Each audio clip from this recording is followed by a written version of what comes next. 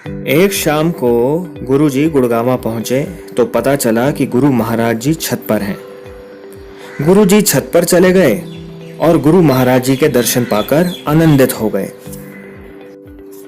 गुरु महाराज जी ने गुरुजी को आशीर्वाद देने के बाद उन्हें नीचे चटाई पर बैठने को कहा और खुद चुपचाप आकाश की ओर देखने लगे।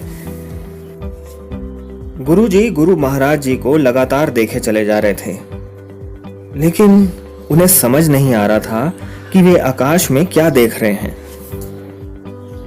तब गुरुजी ने भी आकाश की तरफ देखना शुरू कर दिया और उन्होंने देखा कि आकाश में कोई तिकोनी सी वस्तु जिसके तीनों तरफ पीली लाइट जल रही थी, बहुत ही शांति से चली आ रही है। वे पीली लाइट छोटे छोटे बल्बों के समान एक कतार में लगी थी, जो आंखों को बहुत ही अच्छी लग रही थी। पहले ऐसे लगा जैसे कोई हवाई जहाज है, लेकिन उसमें किसी भी प्रकार की आवाज नहीं आ रही थी। और ध्यान से देखा तो लगा कि उस वस्तु का आकार हवाई जहाज जैसा है ही नहीं। ऐसा पहले कभी नहीं देखा था। उत्साहित होकर गुरु महाराज जी से कहा, गुरुजी देखिए वो ऊपर क्या जा रहा है। गुरु महाराज जी एकदम संजीदा और शांत थे। उन्होंने इसका कोई भी जवाब नहीं दिया जब तक कि वो वस्तु आंखों से ओझल नहीं हो गई।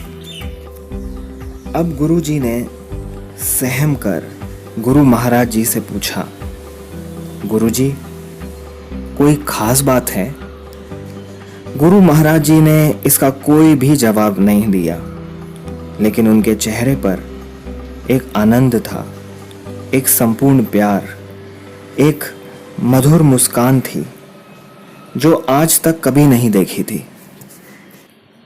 गुरु महाराज जी कुछ देर तक चुप रहे और उसके बाद बोले, राजे बेटा तू बड़ा खुश नसीब है।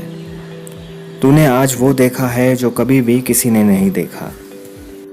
गुरु महाराज जी ने आगे कहा, राजे किसी खास दिन भगवान शिव अपने वाहन पर यहाँ स्थान के ऊपर से गुजरते हैं। मेरे अलावा किसी को भी इसकी जानकारी नहीं है। तू पहला शख्स है जिसने इनके दर्शन किए हैं, वो भी अपने गुरु के साथ। ये एक अनोखा अनुभव था जिसका अनुमान लगाना असंभव सा था। गुरुजी गुरु महाराज जी के चेहरे की तरफ देखते ही रह गए। गुरु महाराज जी की दिव्य आवाज गुरुजी के कानों और दिमाग में आज तक गूंज रही है। इसी को कहते हैं गुरु कृपा।